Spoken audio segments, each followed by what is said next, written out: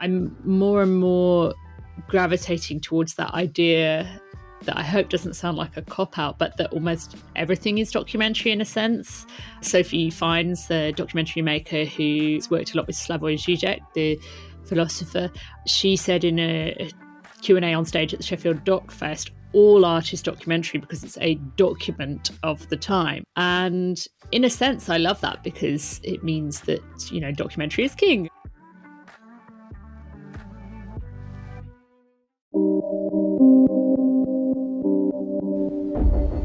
In 2002, in Bournemouth on the south coast of England, police were called to the scene of a disturbance in a residential street. 2 young children were distraught and being comforted by a neighbour. When the police entered the house, they found the mother horrifically murdered. Her body has been mutilated, but bizarrely in her hands are cut head hair. It's cut head hair, but it's not her hair. It's hair which is alien from that scene. The murderer had conned his way into his victim's house, attacked and killed the woman, then mutilated her body.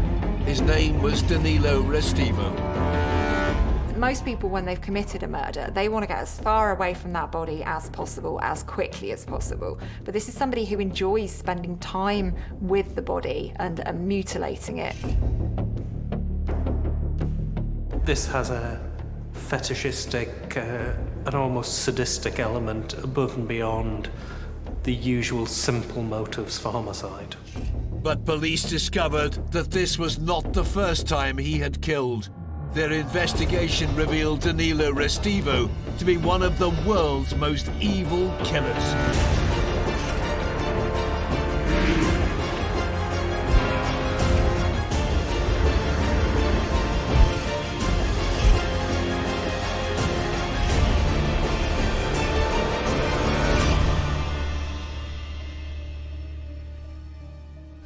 On the 12th of November 2002, Bournemouth police had received a 999 call from a terrified 14-year-old and his 11-year-old sister. They had returned home from school to find their mother's body mutilated in the bathroom. The investigating officer was Phil James. The police were called at about 4 o'clock in the afternoon. The initial response would be made by uniformed police officers as soon as they realised it was a murder. I received a call and I drove to Bournemouth and I took command of that murder investigation. The woman was a local seamstress, 48-year-old Heather Barnett. Her children had returned home from school and expected to find her. When they received no response to their arrival, the children searched the house and found their mother's mutilated body. When we look at the mutilation of Heather's body, both of her breasts have been cut off. She's got some hair in her hand. There's a glove down by her underwear. So what's happened here is that this offender has completely humiliated his victim. He's taken the very kind of symbols of her femininity, her breasts, and taken that away. So this is a very distinct signature. It's an incredibly unique thing. The killer was Heather's neighbour, 30-year-old Danilo Restivo. When police arrived at the scene, they found Restivo and his girlfriend comforting his victim's children. They'd been befriended by the 2 Italians from across the road who ended up becoming extremely significant to the inquiry. Although he would soon become their prime suspect in this seemingly random killing, police were unable to prove Restivo was responsible. It would take another 8 years till Restivo could finally be charged with Heather's murder. Due to the extreme nature of the killing, police were determined never to let him out of their sight. We never left that case. Even as the years progressed, you worked long, hard days and you were always thinking about that case, about the children, about the horrific scene, and about that always the ongoing risk that this man who was walking about, driving about Bournemouth, presented to the public. By the time Restivo was finally caught and faced trial for the murder of Heather Barnett, the police had already uncovered connections to another murder in Italy. The sensational case made headlines across the globe. This was truly an horrendous and distressing murder that took away a person that was very special to many, many people. He was sentenced to a minimum of 40 years in prison. I can remember after he was found guilty later that day, there wasn't massive celebrations. It was just, at last, we've done it for the family. Restivo may have finally faced judge and jury in the UK, but this killer's story begins in Italy in 1972.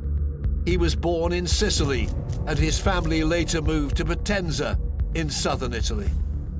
Potenza is a small Italian city, which is quite a way away from all the other cities, not just geographically, but also culturally.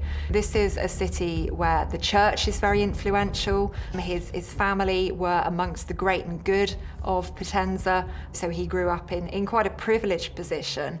His family were quite powerful. His father was the director of the local branch of the National Library. He was quite an influential figure within the local community. If you would say his father's name, everybody would know who that was.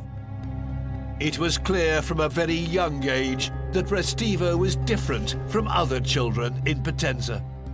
Well, Restivo, as a child, he had glasses, he was quite podgy. He's the kind of boy who would have been the target for bullies at school. He was the kind of boy who would never really fit in with his peers. But I think in those early days, he got a sense that I'm an outsider, I'm not one of this group, so I'm going to make up my own rules.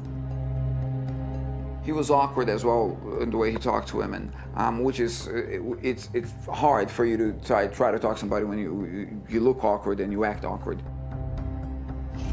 Age 21, Restivo became obsessed with a young girl. In 1993, he was a young guy, and it was clear he had an infatuation for a girl called Elisa Claps. Elisa Claps was 16, and she had said to friends that Restivo was becoming a bit of a problem, that he was chasing after her. Elisa may have been irritated by Restivo's attention, but one Sunday she was willing to meet him at the local church. She's a good, kind person. There are many stories of her going out of her way to help other people in the community. And I think she's somebody who feels quite sympathetic towards Restivo. She sees this lad who is an outcast, who's sort of picked on and bullied by the people. And I think she feels a sense of kind of care towards him. So when he asks whether she would come and meet him, she goes along with it because she doesn't for a million years think that his intentions are bad. On a particular Sunday, she had arranged to meet up with him outside of the church in Potenza in order that she could say to him, look, I don't want a relationship with you, I don't want to go out with you, and can you leave me alone? Elisa was seen going to meet Restivo in the church, but that was the last time she was ever seen alive. Both Elisa and Restivo went to that church. Restivo left and returned home, and Elisa was never seen again. Concerned for Elisa's safety, her family reported her missing to the police. There were quite a lot of conspiracy theories that developed around her disappearance, and one of them related to a page in her diary which was missing, and it was thought that the words that were on that page were in Albanian. So there was this idea that she'd been kidnapped by this Albanian criminal gang. An innocent girl just completely vanishes off the face of the earth. It's rife for speculation. The local police were called by the family to investigate her disappearance. A number of inquiries were made to find her. She was never found, and she was considered a missing person. However, there were a number of complications or issues which the Italian police were not overly concerned about following up. We know, for example, that sometime after Elisa went missing, she supposedly sent an email to her family saying, "Hi, I've left the country, I'm not here any longer, don't worry about me, I'm having a new life, everything's wonderful, and just forget about me." A number of inquiries were made in relation to that, And that email wasn't sent from abroad, it was sent from an internet cafe in Potenza, and it was sent at a time when Restivo was in that internet cafe. During the investigation, the local police missed some vital clues that could have quickly led them to Restivo.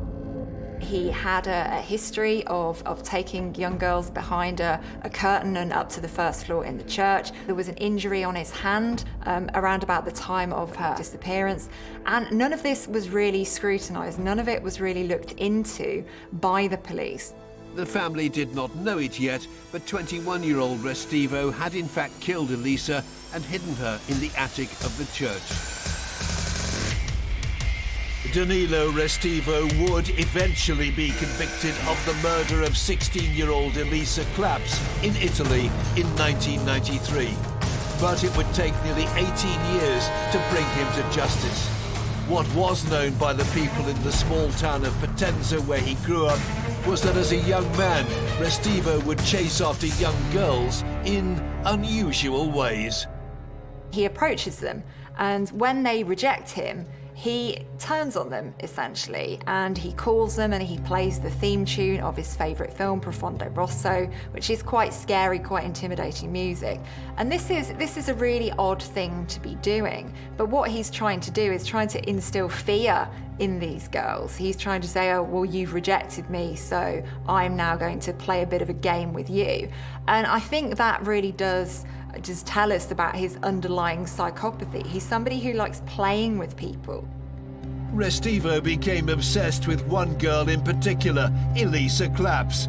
But when she rejected Restivo's romantic approaches, he reacted in the most extreme way. Unbeknownst to her family and the police, Restivo had in fact killed her and hidden her body in 1993. At the time, the police considered Elisa a missing person as her body was not found. That, along with some legal obstacles, meant the investigation in Italy was halted.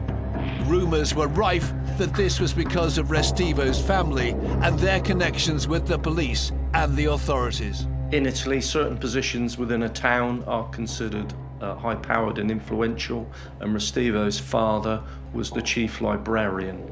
And in Italy, the chief librarian is a significant and powerful individual. To Danilo Restivo, it seemed like he'd got away with murder, but Elisa's family never gave up. Since Restivo was the last person to have seen her alive, he was suspected by much of the town as having something to do with her disappearance.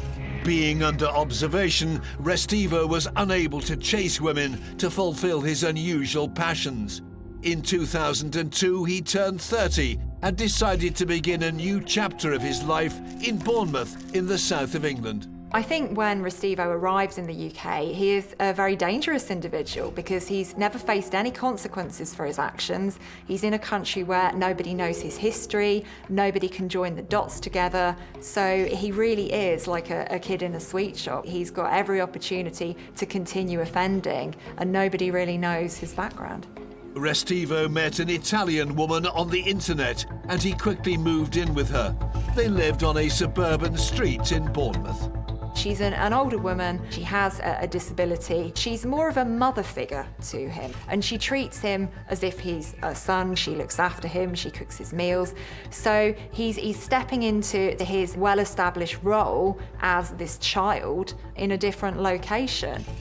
Restivo's new home was opposite that of 48-year-old seamstress Heather Barnett. Just 6 months after moving in on the 6th of November 2002, he went to visit Heather. He claimed he wanted her to do some work for him.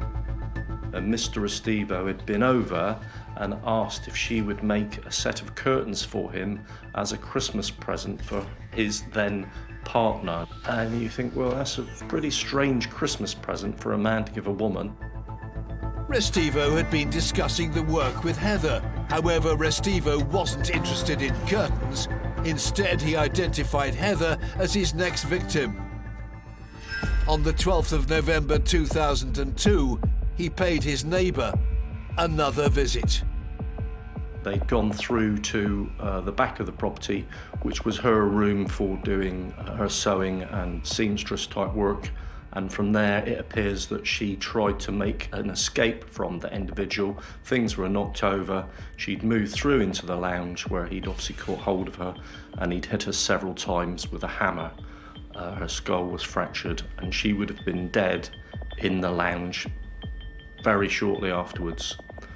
From that point, she was dragged through the lounge, through the hallway, and into a bathroom.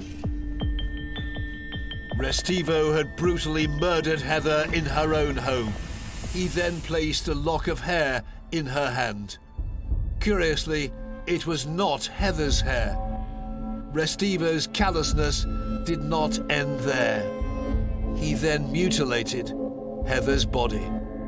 He cut the breasts off and placed them behind Heather's head. He also mutilated the rest of the body quite badly. This maybe would show that his obsession was not simply the hair, but possibly the cutting of hair and cutting itself. To cut someone's skin would possibly have also excited him. A few hours later, police arrived at the scene. They were greeted by Restivo and his partner, who were looking after Heather's 2 young children. Well, the children discovered their mother's body, and not only that, but Restivo was one of the first people on the scene and appeared to be comforting them. But this isn't particularly surprising to me. When you have an offender like Restivo, he's quite proud of what he's done. So it's not enough for him to mutilate his victim's body. He wants to see the impact of his actions on the people around the victim. And that is enhancing his enjoyment and enhancing his sense of power over these people. Other than Heather's son and daughter, Restivo and his partner were the only people present at the scene. Restivo was very keen to point out to the police that he'd been out all that day before discovering the distraught children in the street. We started to look at Mr. Restivo, but from the very beginning we were being told he had a strong alibi that explained where he was all day. So immediately you think, well, it can't be him, so you start to look at other areas. And it wasn't until other issues started to develop with Mr. Restivo that it was necessary to go back and look at his alibi and say, how strong is this alibi? Regardless of this, the police made Restivo the centre of their investigation. Because he'd been at the scene, in any case, we were interested. We wanted his DNA so that we could either implicate or eliminate him from those inquiries. We started to ask questions about his relationship, if he knew Heather, what involvement he had with Heather. It became clear that Restivo had previously met Heather to discuss making some curtains. So when he arrived on the doorstep to kill her, he was welcomed into the house. Mr. Restivo had spent a great deal of time considering what he was going to do. He must have planned that murder in great detail.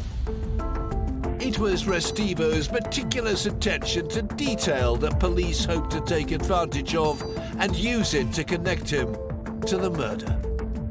Her body has been mutilated, but bizarrely in her hands are cut head hair. It's cut head hair, but it's not her hair. It's hair which is alien from that scene. So you're trying to understand why somebody who's going to murder somebody has brought with them hair to a murder scene. In Heather's left hand was a lock of her own hair. In the right, a lock of someone unknown's hair. This strange obsession with hair would eventually lead to Restivo's downfall. Well, many people would describe Restivo as a trichophile. He's got an obsession with hair. Paraphilia is a sexual attraction towards an inanimate object or a non-consenting party. Because when you cut somebody's hair and you take a piece of that hair, you're taking part of them, and it's making you feel quite powerful. But this is really odd behaviour. It's incredibly abnormal behaviour. When police searched Heather's house, they found plenty of evidence.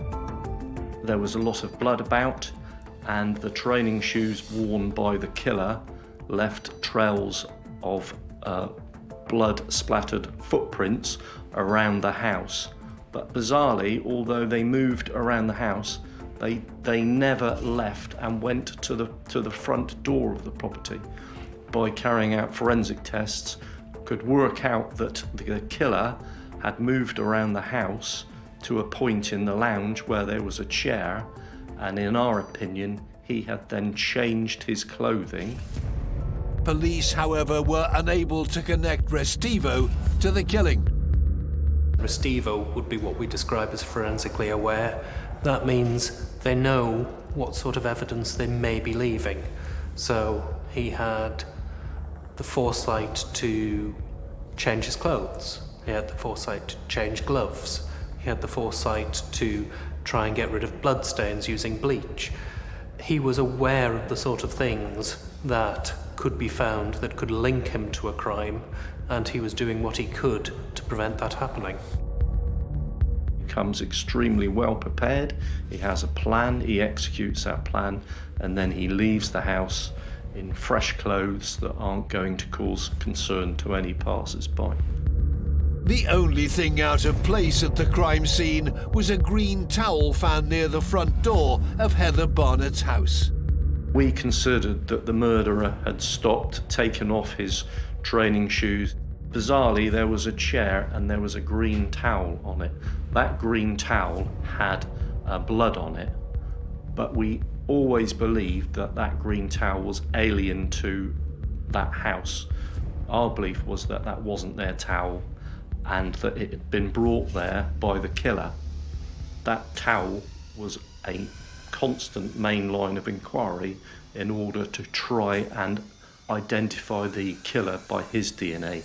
We knew that Heather's blood was on that towel, but there was a mixed profile in that blood, so it meant to say there was the profile of at least two individuals. Despite their suspicions, police were not able to extract a DNA connection to Restivo, and they were unable to bring any charges against him at this time. Restivo felt he got away with murder again.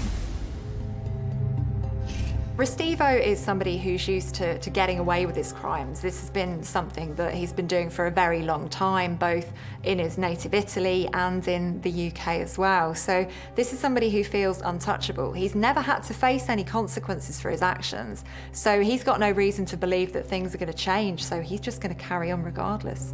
By the end of 2002, police had identified Danilo Restivo as the prime suspect. They knew they were dealing with a dangerous man and were doing all they could to gather enough evidence to arrest him. We shortly came to the conclusion that Danilo Restivo was the person that had killed Heather Barnett. He went over there during that morning and killed Heather Barnett, and then he knew that the persons that would find Heather are her two children, a 14-year-old and an 11-year-old, and that they would come back and find that scene. You know, that's beyond anybody's imagination and cruelty to do that. On arrival at the scene of the crime, one of the first things Restivo had done was to supply police with an alibi for the day. But on closer examination, what Restivo told them did not add up. He had gone to a place for unemployed people to learn computer skills, and the signing in register showed that he'd signed in at a specific time, but when we looked at it again, the entry had been altered. It had been written over, so it said one time and it also said another time. So it then indicated that perhaps that alibi wasn't as good as first thought. Restivo was their only suspect. When detectives began to uncover his past in Italy, their suspicions only grew stronger. It was about 6 months into that inquiry when one of the detectives working on the case came into my office and said, "Boss, I need to speak to you. I've done a lot of research on the internet and we've managed to find details of a girl who went missing in Potenza in 1993, and there is a link to Danilo Restivo." Soon after we started making inquiries about Elisa's death. But at this point, Elisa was still considered just a missing person by Italian police. It had not reached the stage of a murder inquiry. In the case of Eliza Claps, to start with, there wasn't even a body. Running a murder investigation, if you can't even prove somebody's dead, let alone how they died, is clearly far more difficult. There have been successful prosecutions with no body, but they're much rarer. And in the UK, although there was a body, there was not enough evidence to arrest Restivo for murder, so he was allowed to carry on his daily life. By March 2004, 16 months after the murder, police were convinced Restivo was a danger to the community, so they put him under surveillance. Then, in May that same year, investigators made a break in the case. We followed Restivo for quite a while, and there was one specific incident that it still now chills me to think about it. He went down to an area called Throop, the edge of Bournemouth on the countryside, and on the morning in question, Restivo went down there. There were about half a dozen ladies on their own walking their dogs in this isolated area, and Restivo buried himself in a bush and was clearly watching these individuals. Everywhere he went and the risk that he presented, we're always concerned, is today a day where he's going to kill another Heather Barnett? Is he walking around with a knife in his bag today? Well, when we look at Restivo's behaviour when he's under surveillance, this is the height of summer. He's walking around with gloves on, he's got his hood up, he's got waterproof trousers on, he's filmed changing his clothes, and the police see that he's observing women from a distance as well. He's very clearly out hunting for women. Afraid that he was getting ready to kill again, the police moved in. I arranged for 2 uniform officers to go down, check him out. Mr. Restivo was wearing 2 sets of clothing. He had 1 set of clothing and then he had another set on top and a nylon waterproof jacket. So very similar to Heather's murder, where he's took 2 sets of clothing with him and changed into 1. He's down there in the same. The police stopped Restivo and searched his bag. In his rucksack, he had gloves, he had a filleting knife, he had other material in there, and it was just horrific. So he was brought in, he was arrested, but he explained everything is perfectly easy. You know, I'm wearing 2 sets of clothing because I was exercising and I want to lose some weight and it helps me perspire. And I can't remember the explanation for the knife, but it was, I've been somewhere and I just happened to still have it in my bag, I've just bought it or something. And again, extremely concerning, but as far as the Crown Prosecution Service were concerned, it wasn't that final piece of the jigsaw, and it didn't prove Restivo had killed Heather Barnett. Again, Restivo could not be charged with murder. Police needed more evidence to pin him to the killing of Heather Barnett. I think Restivo became aware of the idea that the police were interested in him and that he could have been connected to the murder, but he had an explanation for every part of his bizarre behaviour. He felt that he was in control of that information, and he actually did envision himself carrying on and committing further crimes. The police changed tack. They appealed to the public for more information. This time they focused on the hair belonging to an unknown person found in Heather's right hand. Appeals were broadcast in the UK and in Restivo's hometown of Potenza and across Italy. And then you suddenly get a call and they say, "Hi, I'm such and such from Potenza. Danilo Restivo cut my hair once. I was sat in a cinema and he was sat in the row behind and he took some of my head hair and cut it and took it away." And somebody else was saying, "Oh yeah, that happened to me. Danilo Restivo was well known for cutting women's hair." And when we came back and we started to ask the same question, had people in Bournemouth had their hair cut, women started to come forward to say, "Yeah, in fact, I was on one of the Bournemouth yellow buses and I had some hair cut. And I looked round and there was a guy sat behind me." Or, "I went to the hairdresser's once and she said, 'You've got a big chunk of hair missing from the back of your hair. When has that happened?'" Restivo actually developed a paraphilia for hair. This may have been some originating situation where he felt, sexually excited, etc., over contact with hair.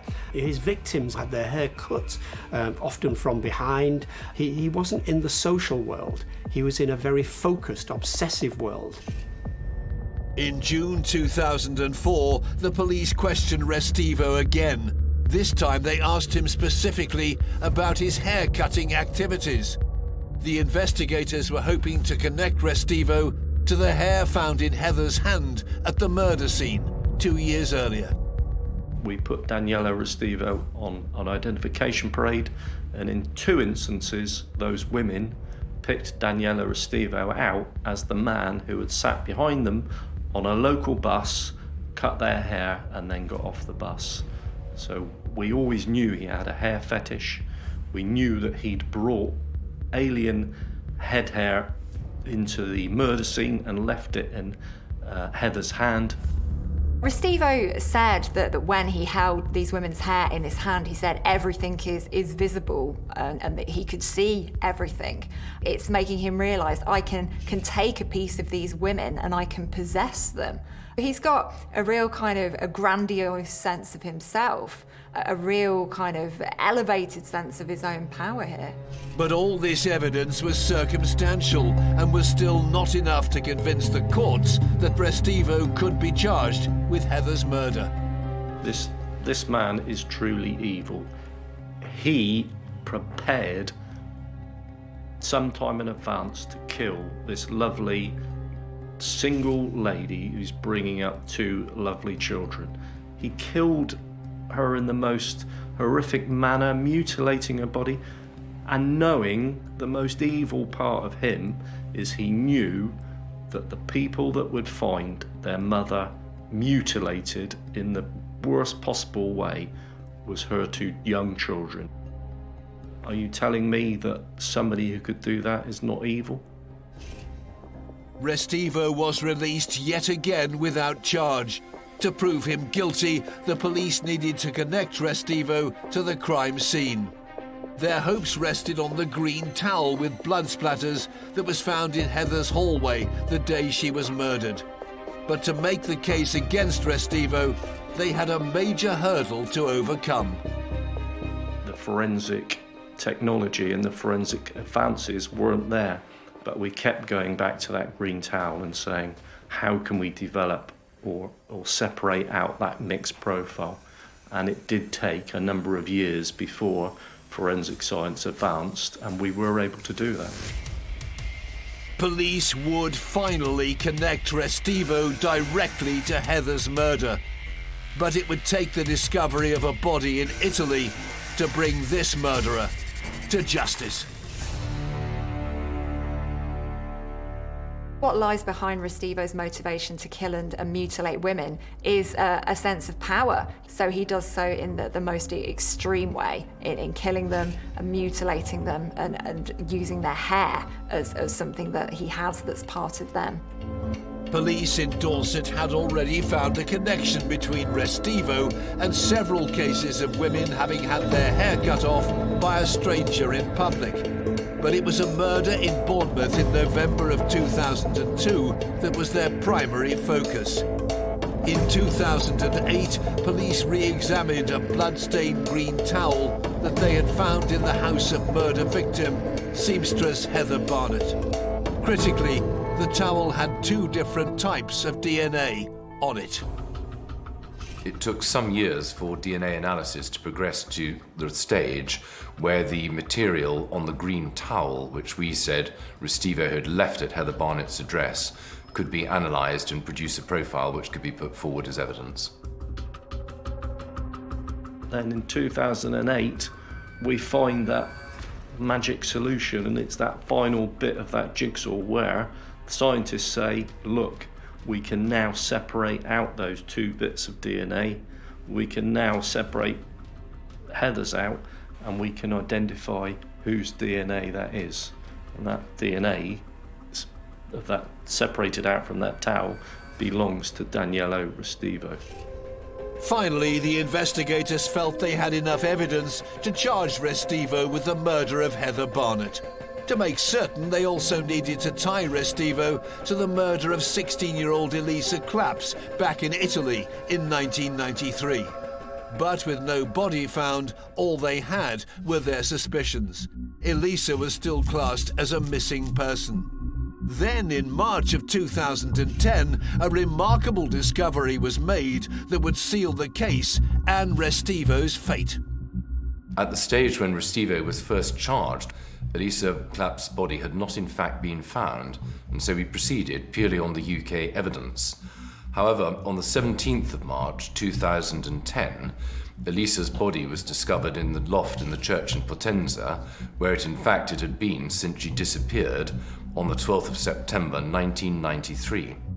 When Elisa's body was found in the church that Danilo and Elisa had met outside of and had been in, it was decided that myself and another officer would immediately fly over to Italy to try and work with the Italian police, because we wanted to look at the similarities between the murder scene of Elisa and our murder scene, because as far as we were concerned, Danilo Restivo had murdered both individuals. We were allowed to go down to Salerno, which is the main city near Potenza.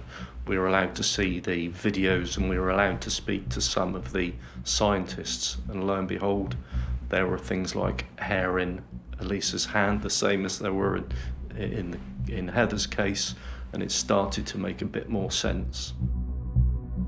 So Restivo's signature is quite evident in both cases. So both of the women have hair in their hands. Both of them have their trousers pulled down. So this is quite a distinct thing in itself. Here is a case where the offender has spent time with both of these victims. But the crucial difference for me is that whilst Elisa's body was hidden, Heather's body was displayed.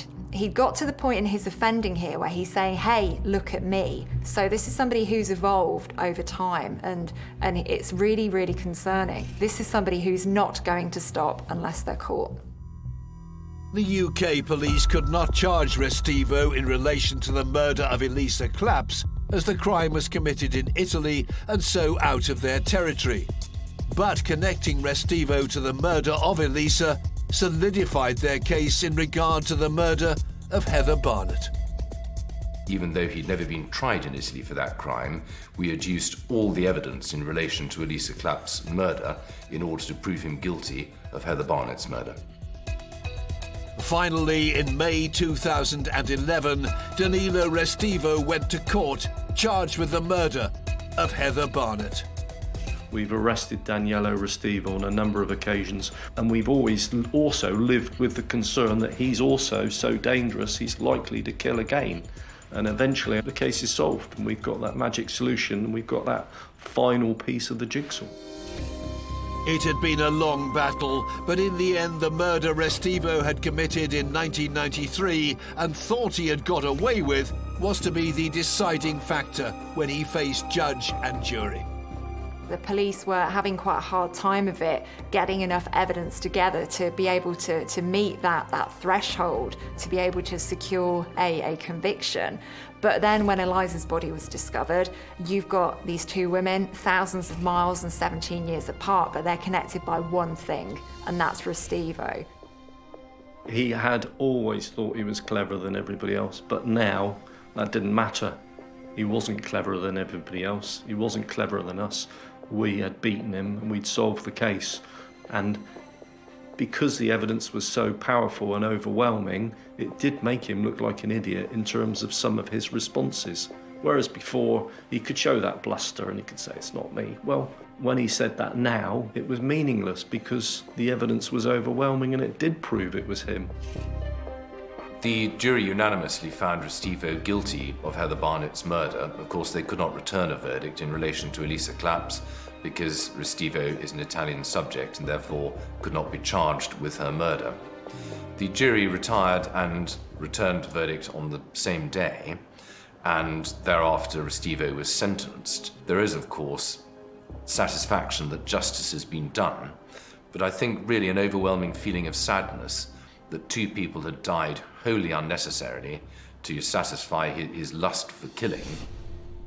Heather Barnett was a local woman in Bournemouth. She was a mother to 2 children, and that's one of the things that I find quite annoying about cases like Restivo. When you've got such a grotesque and such a unique murderer, there's a tendency to forget the victims, and they become known as the victims of Restivo.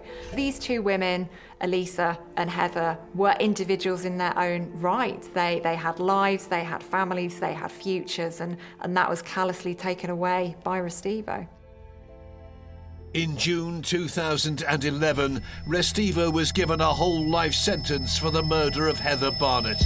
He later appealed and was given a life sentence and ordered to serve a minimum of 40 years. Meanwhile, in Italy in November 2011, a court in Salerno found Danilo Restivo, in his absence, guilty of the murder of 16-year-old Elisa Claps in 1993. With someone like Restivo, with that very specific MO, with 2 cases so far apart and so similar, there has to be more. We need to look very carefully into the past of Danilo Restivo, because he must have struck elsewhere. Since his imprisonment, Restivo's name has been linked with other murders, but no charges have been brought. However, the horrific murders of both Elisa Claps and Heather Barnett have shown that Danilo Restivo is one of the world's most evil killers.